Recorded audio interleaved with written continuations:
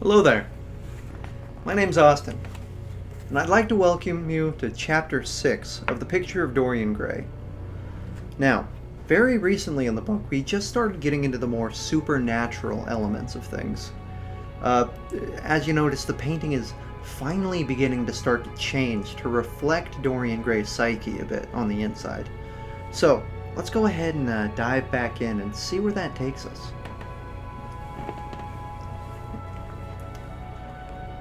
It was long past noon when he awoke.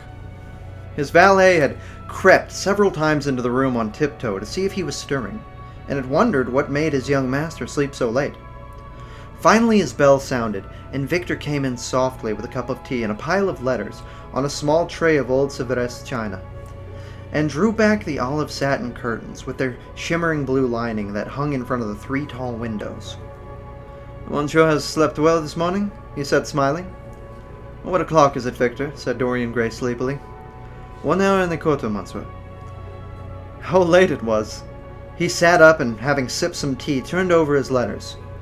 One of them was from Lord Henry, and had been brought by hand that morning. He hesitated for a moment, and then put it aside.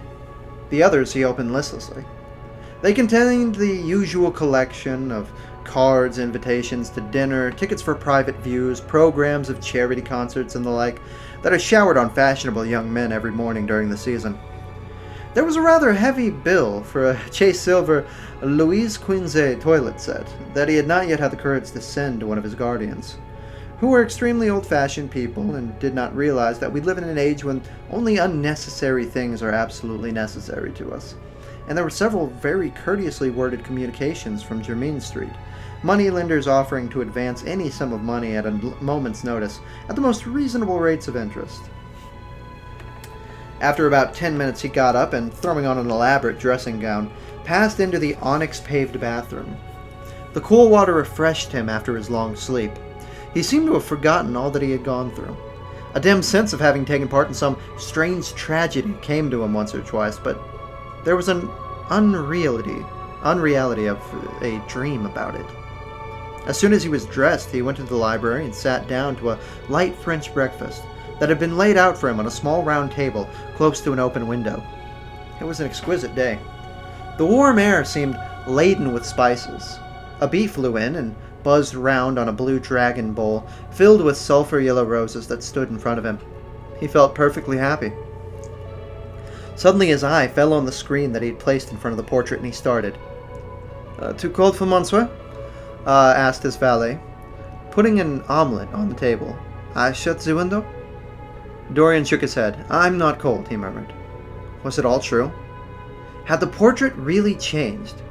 Or had it been simply his own imagination that made him see a look of evil where there had been a look of joy before? Surely a painted canvas could not alter. The thing was absurd. It would serve as a tale to tell Basil one day. It would make him smile. And yet, how vivid was his recollection of the whole thing? First in the dim twilight, and then in the bright dawn, he had seen a touch of cruelty in the warped lips. He almost dreaded his valet leaving the room. He knew that when he was alone, he would have to examine the portrait. He was afraid of certainty. When the coffee and cigarettes had been brought and the man turned to go, he felt a mad desire to tell him to remain. As the door closed behind him, he called him back. The man stood waiting for his orders. Dorian looked at him for a moment. "I'm not at home to anyone, Victor," he said with a sigh. The man bowed and then retired. He rose from the table, lit a cigarette, and flung himself down on a luxuriously cushioned couch that stood facing the screen. The screen was an old one of gilt Spanish leather, stamped and wrought with a rather florid Louis XIV's pattern. He scanned it curiously, wondering if it had ever before concealed the secret of a man's life. Should he move it aside, after all? Why not let it stay there? What was the use of knowing? If the thing was true, it was terrible. If it was not true, why trouble about it? But what if, by some fate or deadlier chance, other eyes than his spied behind and saw the horrible change? What should he do if Basil Howard came and asked to look at his own picture? He would be sure to do that. No, the thing had to be examined, and at once. Anything would be better than this dreadful state of doubt. He got up and locked both doors. At least he would be alone when he looked upon the mask of his shame. Then he drew the screen aside and saw himself face to face. It was perfectly true. The portrait had altered.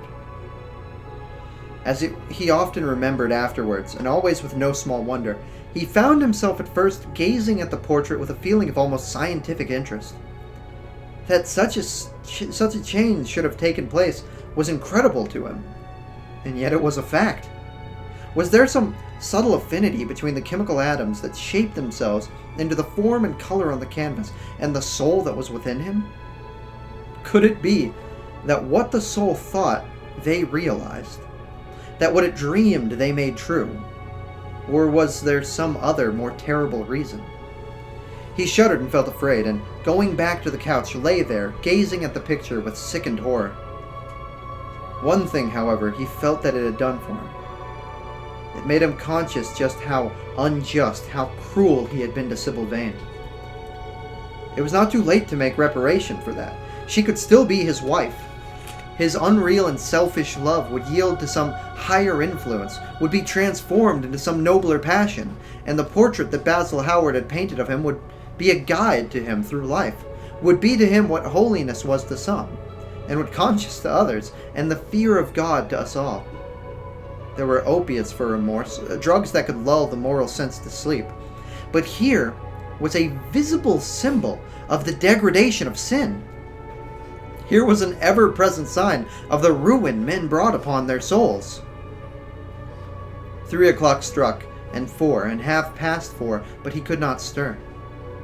He was trying to gather up the scarlet threads of life and weave them into a pattern to find his way through the sanguine labyrinth of passion through which he was wandering. He did not know what to do or what to think. Finally, he went over to the table and wrote a passionate letter to the girl that he had loved, imploring her forgiveness and accusing himself of madness. He covered page after page with the wild words of sorrow and wilder words of pain. There is a luxury in self-reproach. When we blame ourselves, we feel that no one else has a right to blame us. It is the confession, not the priest, that gives us absolution. When Dorian Gray had finished the letter, he felt that he had been forgiven. Suddenly, there came a knock to the door, and he heard Lord Henry's voice outside. "My dear Dorian, I must see you. Let me in at once. I can't bear yourself shutting yourself up like this." He made no answer at first, but remained quite still. The knocking still continued and grew louder. Yes, it was better to let Lord Henry in, and to explain to him the new life that he was going to lead, to quarrel with him if he became necessary to quarrel, to part with him if parting was inevitable. He jumped up and drew the screen hastily across the picture and unlocked the door. "I'm so sorry for it all, my dear boy," said Lord Henry, coming in. "But you must not think about it too much." "Do you mean about Sybil Vane?" asked Dorian. "Yes, of course," answered Lord Henry, sinking into his chair and slowly pulling his gloves off. "It's dreadful from one point of view, but it was not your fault. Tell me, did you go behind and see her after the play was over?" "Yes." "I felt sure that you had. Did you make a scene with her?" "I was brutal, Harry, perfectly brutal. But it's all right now.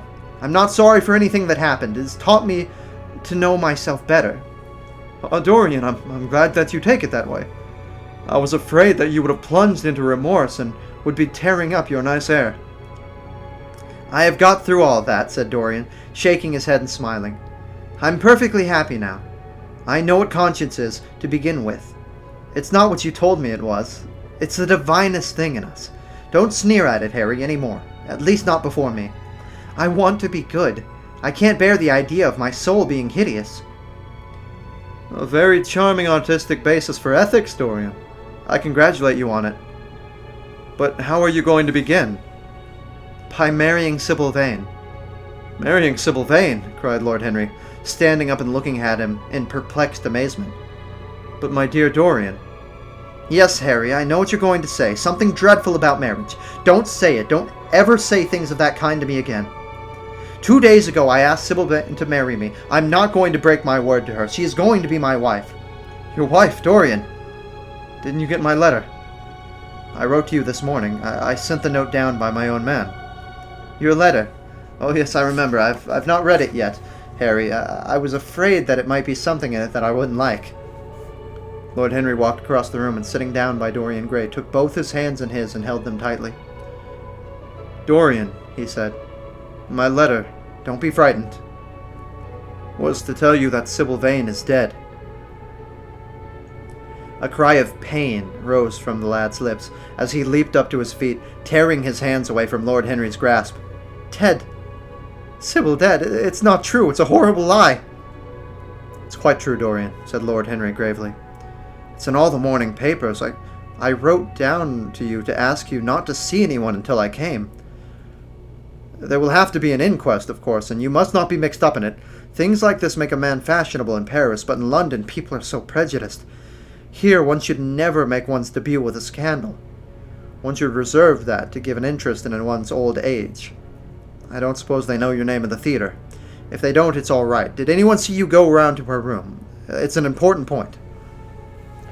Dorian didn't answer for a few moments. He was dazed with horror. Finally he murmured, in a stifled voice, "Harry, did you say inquest? What did you mean by that? Did Sybil... Oh, Harry, I can't bear it. But be quick, tell me everything at once." "I have no doubt that it wasn't an accident, Dorian, though it must be put in that way to the public. As she was leaving the theater with her mother, about 12:30 or so, she said that she forgot something upstairs. They waited some time for her, but she did not come down again. They ultimately found her lying dead on the floor of her dressing room. She had swallowed something by mistake, some dreadful thing that they use in the theaters. I don't know what it was, but it had either prussic acid or white lead in it. I should fancy that it was prussic acid, for she seemed to have died instantaneously. It was very tragic, of course, but you must not let yourself get mixed up in it. I see by the standard that she was 17. I should have thought she was almost younger than that. She looked such a child, and seemed to know so little about acting. Dorian, you mustn't let this thing get on your nerves. You must come and dine with me, and afterwards we will look in at the opera. It's Patty night, and everybody will be there. You come in my sister's box. She's got some smart women with her." "So I've murdered Sybil Vane," said Dorian Gray, half to himself. "Murdered her as certainly as if I had cut her little throat with a knife. And the roses are not less lovely for all that. The birds sing just as happily in my garden, and tonight I'm to dine with you, and then go to the opera and sup somewhere, I suppose, afterwards. How extraordinarily dramatic life is. If I had read all this in a book, Harry, I would think that I would have wept over it. Somehow, now that it's happened, actually, and to me, it feels far too wonderful for tears. Here is the first passionate love letter I've ever written in my life. Strange that my first passionate love letter should have been addressed to a dead girl. Can they feel, I wonder, those white silent people that we call dead? Sybil, can she feel or know or listen? Oh, Harry, how I loved her once. It seems years ago to me now. She was everything to me, and then came that dreadful night. Was it really last night? When she played so badly and my heart almost broke. She explained it all to me. It was terribly pathetic. But I was not moved a bit. I thought her shallow. Then something happened that made me afraid. I can't tell you what it was, but it was awful. I said I would go back to her. I felt that I had done wrong, and now she's dead. My God, Harry, what shall I do? You don't know the danger I'm in, and there's nothing to keep me straight. She would have done that for me. She had no right to kill herself. It was selfish of her. My dear Dorian, the only way a woman can ever reform a man is by boring him so completely that he loses all possible interest in life. If you had married this girl, you would have been wretched. Of course, you would have treated her kindly. One can always be kind to people whom one cares nothing about. But she would have soon found out that you were absolutely indifferent to her. And when a woman finds that out about her husband, she either becomes dreadfully dowdy or wears very smart bonnets that some other woman's husband has to pay for. I say nothing about the social mistake, but I assure you that in any case the whole thing would have been an absolute failure. I suppose it would, muttered the lad, walking up and down the room and looking horribly pale. But I thought it was my duty. It's not my fault, and that this terrible tragedy has prevented my doing what was right. I remember you saying once that it is a fatality about good resolutions, but they're always made too late. Mine certainly were. Good resolutions are simply a useless attempt to interfere with scientific laws. Their origin is pure vanity, The result is absolutely nil. They give us now and then some of those luxurious sterile emotions and have a certain charm for us. That's all that can be said for them. Harry, cried Dorian, coming over and sitting down beside him. Why is it I cannot feel this tragedy as much as I want to? I don't think I'm heartless. Do you?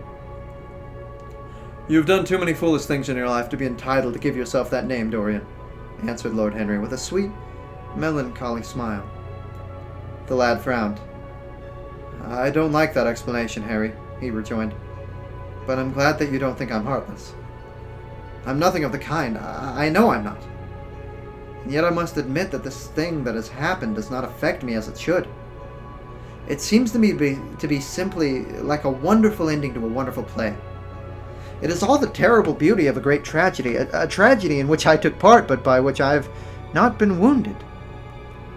It's an interesting question, said Lord Henry, who found an exquisite pleasure in playing on the lad's unconscious egotism. An extremely interesting question. I fancy that the explanation is this. It often happens that the real tragedies of life occur in such an inartistic manner that they hurt us by their crude violence, their absolute incoherence, their absurd want of meaning, their entire lack of style. They affect us just as vulgarity affects us. They give us an impression of sheer brute force, and we revolt against that. Sometimes, however, a tragedy that has artistic elements of beauty crosses our lives. If these elements of beauty are real, the whole thing simply appeals to our sense of dramatic effect. Suddenly, we find that we are no longer the actors, but the spectators of the play. Or rather, we're both. We watch ourselves, and the mere wonder of the spectacle enthralls us. In the present case, what is it that really happened? Someone has killed herself for love of you. I wish I had ever had such an experience. It would have made me in love with love for the rest of my life. The people who have adored me, there have not been very many, but there have been some, have always insisted on living on long after I cease to care for them, or they to care for me. They become stout and tedious, and when I meet them, they go in at once for their reminiscences. That awful memory of a woman, what a fearful thing it is, and what an utter intellectual stagnation it reveals. One should absorb the color of life, but one should never remember its details. Details are always vulgar. Of course, now and then when things linger, I once wore nothing but violets all through one season as mourning for a romance that would not die. Ultimately, however, it did die. I forgot what killed it. I think it was her proposing to sacrifice the whole world for me. That's always a dreadful moment. It fills one with the terror of eternity. Well, would you believe it? A week ago at Lady Hampshire's, I found myself seated at dinner next to the lady in question, and she insisted on going on over the whole thing and digging up the past and raking up the future. I had buried my romance in a bed of poppies. She dragged it out again and assured me that I had spoiled her life. I'm bound to state that she ate an enormous dinner, so I did not feel any anxiety. But what a lack of taste she showed. The one charm of the past is that it is the past. But women never know when the curtain has fallen. They always want a sixth act, and as soon as the interest of the play is entirely over, to propose to continue it. If they were allowed to have their way, every comedy would have a tragic ending, and every tragedy would culminate in a farce. They are charmingly artificial, but they have no sense of art. You are more fortunate than I am. I assure you, Dorian, that not one of the women I have known would ever have done for me what Sybil Vane did for you. Ordinary women always console themselves. Some of them do it by going in for sentimental colors. Never trust a woman who wears mauve, whatever her age may be, or a woman over 35 who's fond of pink ribbons. It always means that they have a history. Others find a great consolation in suddenly discovering the good qualities of their husbands. They flaunt their conjugal felicity in one's face as if it was the most fascinating of sins. Religion consoles some. Its mysteries have all the charm of flirtation, a woman once told me, and I can quite understand it. Besides, nothing makes one so vain as being told that one is a sinner. There is really no end to the consolations that women find in modern life. Indeed, I've not mentioned the most important one of all. And what is that, Harry? Said Dorian Gray listlessly. Oh, the obvious one. Taking someone else's admirer when one loses one's own. In good society, that always whitewashes a woman. But really, Dorian, how different Sybil Vane must have been from all the women one meets. There's something to me quite beautiful about her death. I'm glad that I'm living in a century when such wonders happen. They make one believe in the reality of things that shallow, fashionable people play with, such as romance, passion, and love. I was terribly cruel to her, you forget that. I believe that women appreciate cruelty more than anything else. They have wonderfully primitive instincts. We have emancipated them, and they remain slaves looking for their masters all the same. They love being dominated. I'm sure you were splendid. I've never seen you angry, but I can fancy how delightful you looked. And after all, you said something to me that day before yesterday that seemed to me at the time to be merely fanciful, but that I see now is absolutely true and explains everything. What was that, Harry? You said to me that Sybil Vane represented to you all that the heroines of romance, that she was Desdemona one night and Ophelia the other, that if she died as Juliet, she came to life again as Imogen. She will never come to life again now, murmured the lad, burying his face into his hands. No, she will never come back to life. She's played her last part. But you must think of that lonely death in the tawdry dressing room simply as a strange, lurid fragment from some Jacobean tragedy, as a wonderful scene from Webster or Ford or Cyril Tournier. The girl never really lived, and so she never really died. To you, at least, she was always a dream, a phantom that flitted through Shakespeare's plays and left them lovelier for its presence. A reed through which Shakespeare's music sounded richer and more full of joy. The moment she touched actual life, she marred it, and it marred her, and so she passed away. Mourn for Ophelia if you like. Put ashes on your head because Cordelia was strangled. Cry out against heaven because the daughter of Brabantio died. But don't waste your tears for Sybil Vane. She was less real than they are. There was a silence. The evening darkened in the room. Noiselessly with silver feet, the shadows crept in from the garden, and the colors faded wearily out of those things. After some time, Dorian Gray looked up. You've explained me to myself, Harry, he murmured, with something of a sigh of relief. I felt all that you have said, and somehow I was afraid of it, and I could not express it to myself. How well you know me. But we will not talk again of what has happened. It's been a marvelous experience, and that's all. I wonder if life still has in store for me anything as marvelous. Life has everything in store for you, Dorian. There is nothing that you, with your extraordinary good looks, will not be able to do. But suppose, Harry, I become haggard and grey and wrinkled. What then? Ah, then, said Lord Henry, rising to go. Then, my dear Dorian, you would have to fight for your victories. As it is, they're brought to you. No, you must keep your good looks. We live in an age that reads too much to be wise, and that thinks too much to be beautiful. We cannot spare you. And now you had better dress and drive down to the club. We're rather late as it is. I think I shall join you at the opera, Harry. I feel too tired to eat anything. What's the number of your sister's box? 27, I believe. It's on the grand tier. You'll see her name on the door. But I'm sorry that you won't come and dine. I don't feel up to it, said Dorian wearily. But I'm awfully obliged to you for all that you've said to me. You were certainly my best friend. No one has ever understood me as you have. We're only beginning our friendship, Dorian, answered Lord Henry, shaking him by the hand. Goodbye. I shall see you before 9:30, I hope. Remember, Patty is singing.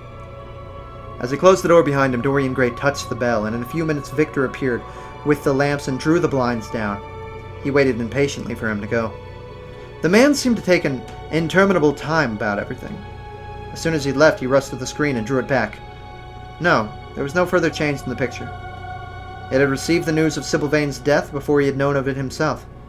It was conscious of the events of life as they occurred. The vicious cruelty that marred the fine lines of the mouth had, no doubt, appeared at the very moment that the girl had drunk the poison, whatever it was. Or was it indifferent to results?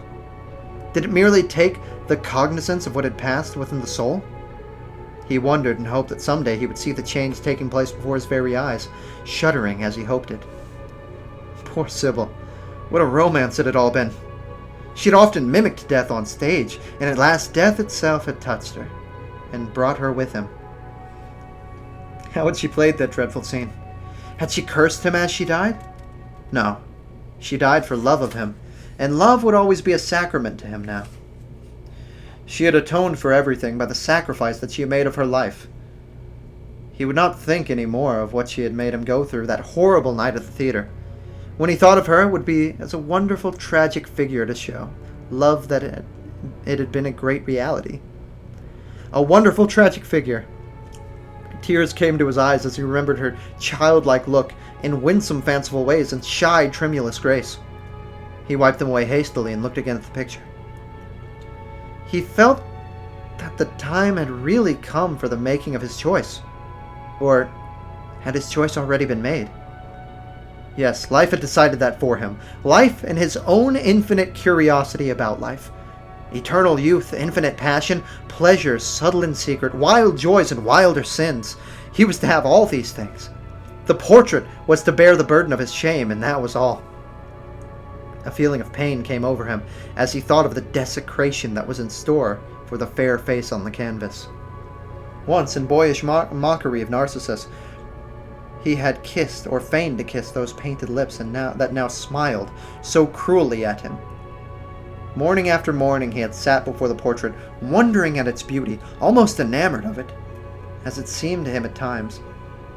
Was it to alter now with every mood that he yielded?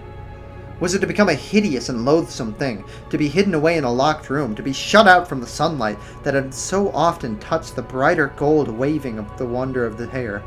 The pity of it. For a moment he thought of praying that the horrible sympathy that existed between him and the picture might cease. It had changed in an answer to a prayer.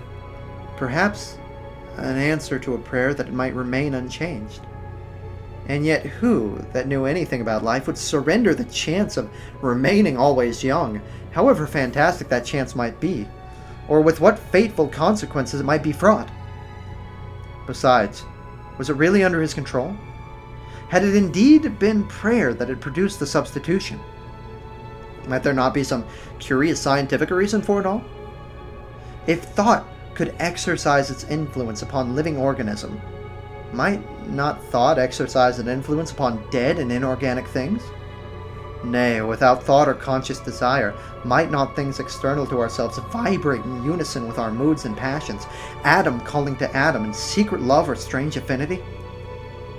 But the reason was of no importance. He would never again tempt by a prayer any terrible power. If the picture was to alter, it was to alter, and that was all. Why inquire too closely into it? There would be a real pleasure in watching it. He would be able to follow his mind into secret places. This portrait would be to him the most magical of mirrors. As it had revealed to him his own body, so it would reveal to him his own soul. And when winter came upon it, he would still be standing there where spring trembles upon the verge of summer. When the blood crept from his face and left behind a pallid mask of chalk with leaden eyes, he would keep the glamour of boyhood. Not one blossom of his loveliness would ever fade. Not one pulse of his life would ever weaken. Like the gods of the Greeks, he would be strong and fleet and joyous. What did it matter what happened to the colored image on the canvas? He would be safe. And that was everything. He drew the screen back into its former place in front of the picture, smiling as he did so, and passed into his bedroom where his valet was waiting for him. An hour later, he was at the opera, and Lord Henry was leaning over his chair. So it's very obvious that this chapter has a major theme of corruption. Lord Henry, acting almost as a devil-like figure, really just twisting and selling to him this vision of narcissism and the fact that nothing is more important than himself, even shrinking the importance of the literal suicide that happened last night of the woman that he loved and drove to death with his own cruelty, and making it about him in an extremely self-serving way. And the sad part is, with this new magical effect taking place upon Dorian Gray, he falls for it hook, line, and sinker. From this point on in the book, it's gonna get a little crazy and a little dark. But that being said, I hope that you are snuggled up. I hope that you have something to drink and a full belly, and I hope that you have a good night.